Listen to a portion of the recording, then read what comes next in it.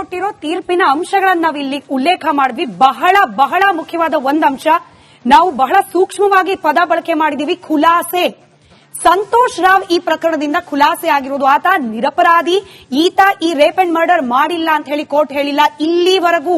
ಇದರ ಮಿಡ್ಲಲ್ಲಿ ಒಂದು ಹೇಳ್ಬಿಡ್ತೀನಿ ವೀಕ್ಷಕರೇ, ನಾನು ಇದರ ಬಗ್ಗೆ ಮಾತಾಡ್ತಾ ಇದ್ದೆ, ಅಂದ್ರೆ ನಮ್ಮ ಕ್ರೈಮ್ ರಿಪೋರ್ಟರ್ ಹತ್ರ ಮಾತಾಡ್ತಾ ಇದ್ದೆ. ಬೆಂಗಳೂರಿನಲ್ಲಿ 100 ಕೊಲೆ ಆಗಿದ್ದಾರೆ. ಒಂದು 70% ಕೊಲೆ ಆರೋಪಿಗಳು ಯಾರು ಕೊಲೆ ಆರೋಪಿ ಅಂತ ಗೊತ್ತಾಗದೆ ಖುಲಾಸೆ ಅಂದ್ರೆ ಈಗ ಫಾರ್ ಎಕ್ಸಾಂಪಲ್ ಮಾಡಿದ್ದು ನಿಜ, ಆಗಿದ್ದು ನಿಜ, ಆದ್ರೆ ಅದಕ್ಕೆ ನೀವು ದಾಖಲೆ ಸಾಕ್ಷ್ಯಾಧಾರಗಳು ಬೇಕಾಗತ್ತೆ ಅಂತೇಳಿ. ಹಾಗಾಗಿ 100 ಕೊಲೆಗಳ ಪೈಕಿ 70 ಕೊಲೆಗಳಿಗೆ ಇಲ್ಲಿ ತನಕ ಅಂದ್ರೆ ಅವರಿಗೆ ಶಿಕ್ಷೆನೇ ಆಗಿಲ್ಲ ಈ ವಿಚಾರ. ಸೊ ಹಾಗಾಗಿ ಇಲ್ಲಿ ಹೇಳ್ತಿರೋದು ನಾನು ನಿರಪರಾಧಿ, ಇವನ್ ತಪ್ಪೇ ಮಾಡಿಲ್ಲ ಅಂತಲ್ಲ, ಅದಕ್ಕೆ ವಿಚಾರಗಳು ಬರ್ತೀನಿ. ಅವ್ರು ಯಾವ್ದ್ರಲ್ಲೆಲ್ಲ ಇನ್ವಾಲ್ವ್ ಆಗಿದ್ರು, ಏನೆಲ್ಲ ಅವರ ವಿರುದ್ಧ ಪರೀಕ್ಷೆಗಳಾಯ್ತು ಹೇಳ್ತಾರೆ ಸ್ಮಿತಾ. ಎಕ್ಸಾಕ್ಟ್ಲಿ. ಖುಲಾಸೆ ಯಾಕೆ ಆಯ್ತು ಅನ್ನೋ ಕಾರಣಕ್ಕೆ ನಮ್ಮ ಹತ್ರ ಒಂದಷ್ಟು ಡಾಕ್ಯುಮೆಂಟ್ಗಳು ಇದೆಲ್ಲವೂ ಕೂಡ ಕೋರ್ಟ್ ನಿಂದ ವೆರಿಫೈಡ್ ಆಗಿರೋ ಡಾಕ್ಯುಮೆಂಟ್ಸ್ ಇದೆ, ದಾಖಲೆಗಳಿದೆ. ಒಂದೊಂದಾಗಿ ನಿಮ್ಮ ಮುಂದೆ ಇಡ್ತಾ ಹೋಗ್ತೀವಿ, ಮಾಹಿತಿಯನ್ನು ಹಂಚ್ಕೊಳ್ತಾ ಹೋಗ್ತೀವಿ. ಮೊದಲದಾಗಿ ಇಂಥ ಪ್ರಕರಣಗಳಲ್ಲಿ, ಅದರಲ್ಲೂ ಇನ್ ಪರ್ಟಿಕ್ಯುಲರ್ ಸೌಜನ್ಯ ಪ್ರಕರಣದಲ್ಲಿ ಆರೋಪಿ ಸಂತೋಷ್ ರಾವ್ ಅವರ ಮಾನಸಿಕ ಸ್ಥಿಮಿತದ ಬಗ್ಗೆ ಪ್ರಶ್ನೆಗಳು ಹೇಳ್ತು. ಆತ ಮಾನಸಿಕವಾಗಿ ಅಸ್ವಸ್ಥನಾಗಿದ್ದ ಅನ್ನೋ ಚರ್ಚೆ ಕೂಡ ನಡೀತು. ಈತ ಈ ಪ್ರಕರಣದಲ್ಲಿ ಇನ್ವಾಲ್ವ್ ಆಗಿದ್ದಾನ ಇಲ್ವಾ ಅನ್ನೋದನ್ನ ತಿಳ್ಕೊಳ್ಳೋಕೆ ಬಲವಾದ ಸಾಕ್ಷ್ಯಗಳು ಲಭ್ಯವಾಗ್ತಿಲ್ಲ ಅನ್ನೋ ಚರ್ಚೆ ಕೂಡ ನಡೆದು ಹೋಯಿತು. ಹಾಗಾದ್ರೆ ಇಂಥ ಪರಿಸ್ಥಿತಿಯಲ್ಲಿ ತನಿಖಾಧಿಕಾರಿಗಳ ಮುಂದಿರುವ ಆಪ್ಷನ್ ಏನು? Brain mapping. ಆ ಕುರಿತಾಗಿ ಒಂದು ಬ್ರೇಕಿಂಗ್ ಅಪ್ಡೇಟ್ ಅನ್ನ ಗಮನಿಸ್ತಾ ಹೋಗೋಣ. ಹಾಗಾದ್ರೆ ಸಂತೋಷ್ ರಾವ್ಗೆ ಈ ಪ್ರಕರಣದಲ್ಲಿ ಯಾಕೆ ಮಾಡಿಲ್ಲ ಬ್ರೈನ್ ಮ್ಯಾಪಿಂಗ್? ಸೌಜನ್ಯ ಕೊಲೆ ಕೇಸ್ ಹಳೆ ಆರೋಪಿಗಳಿಗೆ ಇದರಲ್ಲಿ ನಾವಾಗಲೇ ಪಟ್ಟಿ ಮಾಡಿದ್ವಿ 3 ಜನ ಆರೋಪಿಗಳು.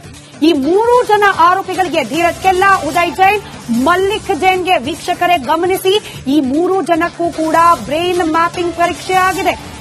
ಆದ್ರೆ ಪ್ರಕರಣದ ಮುಖ್ಯ ಆರೋಪಿ ಸಂತೋಷ್ ರಾವಿಗೆ ಬ್ರೈನ್ ಮ್ಯಾಪಿಂಗ್ ಮಾಡಲಾಗಿಲ್ಲ. ಯಾಕೆ?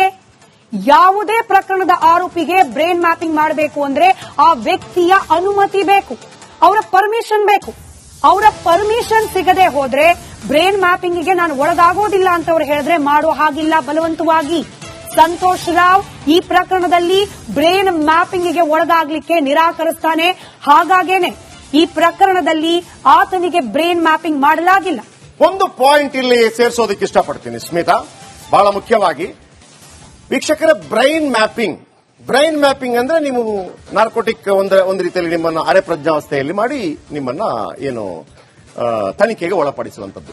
ಇದು ಕರ್ನಾಟಕದಲ್ಲಿ ಬಹಳ ಪ್ರಚಲಿತವಾಗಿದ್ದು ಯಾವಾಗ ಅಂತಂದ್ರೆ ಚಾಪಾಕಾಗದ ಹಗರಣದಲ್ಲಿ ಕರೀಂಲಾಲಾ ತೆಲಗಿಯನ್ನ ಈ ರೀತಿ ಮಾಡಲಾಗಿತ್ತು ಅಂತೇಳಿ. ಈಗಲೂ ಕೂಡ ರಾಜಕಾರಣಿಗಳು ಹೇಳ್ತಾ ಇರ್ತಾರೆ ನನ್ನನ್ನ ಬ್ರೈನ್ ಮ್ಯಾಪಿಂಗ್ ಮಾಡಿ. ಇಲ್ಲಿ ಉದಯ್ ಜೈನ್, ಮಲ್ಲಿಕ್ ಜೈನ್, ಧೀರಜ್ ಖಿಲ್ಲಾ ಇವರನ್ನ ಕೋರ್ಟ್ ಹೇಳಲಿಲ್ಲ, ಅವರಾಗೆ ಹೋಗಿ ಬ್ರೈನ್ ಮ್ಯಾಪಿಂಗ್ ಮಾಡಿ ಅಂತೇಳಿ ಕೋರ್ಟ್ ಹೇಳಿಲ್ಲ.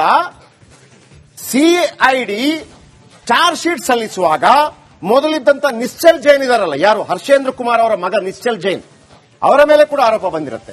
ಆಗ ತನಿಖೆ ಮಾಡುತ್ತೆ ಅವರನ್ನು ಕೂಡ.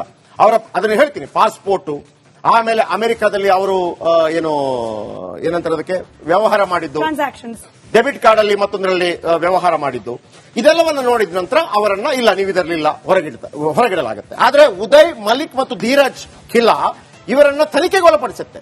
ತನಿಖೆಗೆ ಒಳಪಡಿಸಿದ ನಂತರ ಅವರನ್ನ ಅಲ್ಲ ಅವರನ್ನು ಬಿಟ್ಬಿಡ್ತಾರೆ. ಆದ್ರೆ ಉದಯ್, ಮಲ್ಲಿಕ್ ಮತ್ತು ಧೀರಜ್ ತಮಗಾಗ್ತಾ ಇಲ್ಲ, ತಲೆ ಎತ್ತಿ ತಿರುಗಲಿಕ್ಕೆ ಆಗ್ತಾ ಇಲ್ಲ, ದಯವಿಟ್ಟು ನಮ್ಮನ್ನ ಬ್ರೈನ್ ಮ್ಯಾಪಿಂಗ್ ಮಾಡಿ ಅಂತೇಳಿ ಮನವಿ ಮಾಡಿದ ಕಾರಣಕ್ಕಾಗಿ ಕೋರ್ಟ್ ಅವರಿಗೆ ಮಡಿವಾಳದಲ್ಲಿ ಅವಕಾಶ ಮಾಡಿಕೊಡ್ತಾರೆ. ಎಕ್ಸಾಕ್ಟ್ಲಿ ಇದನ್ನೇ ನಾವು ಪ್ರಶ್ನೆ ಮಾಡ್ತಿದ್ದೀವಿ ವೀಕ್ಷಕರೇ. ಮತ್ತೊಮ್ಮೆ ಹೇಳ್ತಿದ್ದೀನಿ, ನಾವಿಲ್ಲಿ ಸರಿ ತಪ್ಪಿನ ತರ್ಕ ಮಾಡ್ತಿಲ್ಲ. ಏನಾಗಿದೆ ವಾಸ್ತವವನ್ನ ನಿಮ್ಮ ಮುಂದೆ ಇಡ್ತಾ ಇದೀವಿ. ಏನಾಗಿದೆ ಹಾಗಾದ್ರೆ ಈ ಬ್ರೈನ್ ಮ್ಯಾಪಿಂಗ್ ವಿಚಾರದಲ್ಲಿ?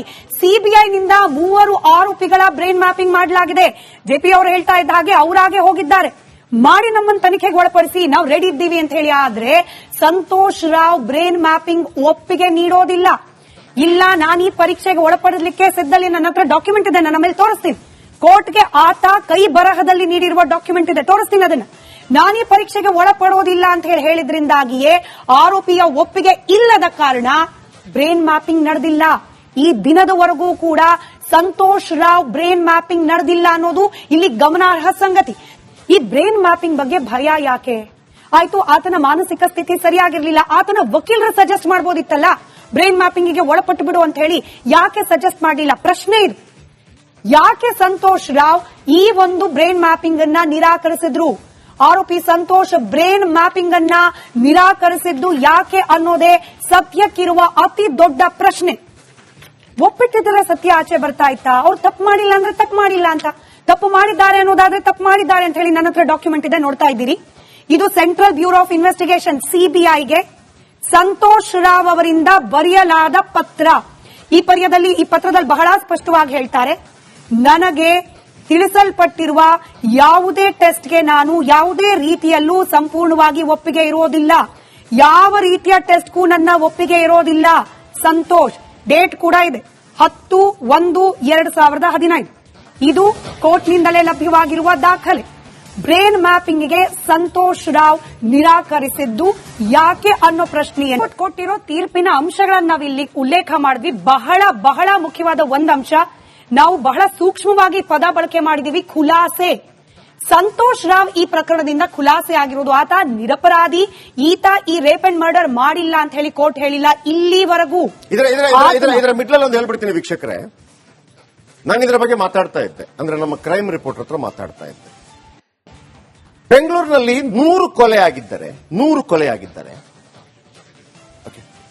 ಒಂದು 70% ಕೊಲೆ ಆರೋಪಿಗಳು ಯಾರು ಕೊಲೆ ಆರೋಪಿ ಅಂತ ಗೊತ್ತಾಗದೆ ಖುಲಾಸೆ ಅಂದ್ರೆ ಈಗ ಫಾರ್ ಎಕ್ಸಾಂಪಲ್ ಮಾಡಿದ್ದು ನಿಜ, ಆಗಿದ್ದು ನಿಜ, ಆದ್ರೆ ಅದಕ್ಕೆ ನೀವು ದಾಖಲೆ ಸಾಕ್ಷ್ಯಾಧಾರಗಳು ಬೇಕಾಗತ್ತೆ ಅಂತೇಳಿ. ಹಾಗಾಗಿ 100 ಕೊಲೆಗಳ ಪೈಕಿ 70 ಕೊಲೆಗಳಿಗೆ ಇಲ್ಲಿ ತನಕ ಅಂದ್ರೆ ಅವರಿಗೆ ಶಿಕ್ಷಣೆ ಆಗಿಲ್ಲ ಈ ವಿಚಾರ. ಸೊ ಹಾಗಾಗಿ ಇಲ್ಲಿ ಹೇಳ್ತಿರೋದು ನಾನು ನಿರಪರಾಧಿ, ಇವನ್ ತಪ್ಪೇ ಮಾಡಿಲ್ಲ ಅಂತಲ್ಲ, ಅದಕ್ಕೆ ವಿಚಾರಗಳು ಬರ್ತೀನಿ. ಅವ್ರು ಯಾವ್ದ್ರಲ್ಲೆಲ್ಲ ಇನ್ವಾಲ್ವ್ ಆಗಿದ್ರು, ಏನೆಲ್ಲ ಅವರ ವಿರುದ್ಧ ಪರೀಕ್ಷೆಗಳಾಯ್ತು ಹೇಳ್ತಾರೆ ಸ್ಮಿತಾ. ಎಕ್ಸಾಕ್ಟ್ಲಿ. ಖುಲಾಸೆ ಯಾಕೆ ಆಯ್ತು ಅನ್ನೋ ಕಾರಣಕ್ಕೆ ನಮ್ಮ ಹತ್ರ ಒಂದಷ್ಟು ಡಾಕ್ಯುಮೆಂಟ್ಗಳು ಇದೆಲ್ಲವೂ ಕೂಡ ಕೋರ್ಟ್ ನಿಂದ ವೆರಿಫೈಡ್ ಆಗಿರೋ ಡಾಕ್ಯುಮೆಂಟ್ಸ್ ಇದೆ, ದಾಖಲೆಗಳಿದೆ. ಒಂದೊಂದಾಗಿ ನಿಮ್ಮ ಮುಂದೆ ಇಡ್ತಾ ಹೋಗ್ತೀವಿ, ಮಾಹಿತಿಯನ್ನು ಹಂಚ್ಕೊಳ್ತಾ ಹೋಗ್ತೀವಿ. ಮೊದಲದಾಗಿ ಇಂಥ ಪ್ರಕರಣಗಳಲ್ಲಿ, ಅದರಲ್ಲೂ ಇನ್ ಪರ್ಟಿಕ್ಯುಲರ್ ಸೌಜನ್ಯ ಪ್ರಕರಣದಲ್ಲಿ ಆರೋಪಿ ಸಂತೋಷ್ ರಾವ್ ಅವರ ಮಾನಸಿಕ ಸ್ಥಿಮಿತದ ಬಗ್ಗೆ ಪ್ರಶ್ನೆಗಳೇಳ್ತು. ಆತ ಮಾನಸಿಕವಾಗಿ ಅಸ್ವಸ್ಥನಾಗಿದ್ದ ಅನ್ನೋ ಚರ್ಚೆ ಕೂಡ ನಡೀತು. ಈತ ಈ ಪ್ರಕರಣದಲ್ಲಿ ಇನ್ವಾಲ್ವ್ ಆಗಿದ್ದಾನ ಇಲ್ವಾ ಅನ್ನೋದನ್ನ ತಿಳ್ಕೊಳ್ಳೋಕೆ ಬಲವಾದ ಸಾಕ್ಷ್ಯಗಳು ಲಭ್ಯವಾಗ್ತಿಲ್ಲ ಅನ್ನೋ ಚರ್ಚೆ ಕೂಡ ನಡೆದು ಹೋಯಿತು. ಹಾಗಾದ್ರೆ ಇಂಥ ಪರಿಸ್ಥಿತಿಯಲ್ಲಿ ತನಿಖಾಧಿಕಾರಿಗಳ ಮುಂದಿರುವ ಆಪ್ಷನ್ ಏನು? Brain mapping. ಆ ಕುರಿತಾಗಿ ಒಂದು ಬ್ರೇಕಿಂಗ್ ಅಪ್ಡೇಟ್ ಅನ್ನ ಗಮನಿಸ್ತಾ ಹೋಗೋಣ. ಹಾಗಾದ್ರೆ ಸಂತೋಷ್ ರಾವ್ಗೆ ಈ ಪ್ರಕರಣದಲ್ಲಿ ಯಾಕೆ ಮಾಡಿಲ್ಲ ಬ್ರೈನ್ ಮ್ಯಾಪಿಂಗ್?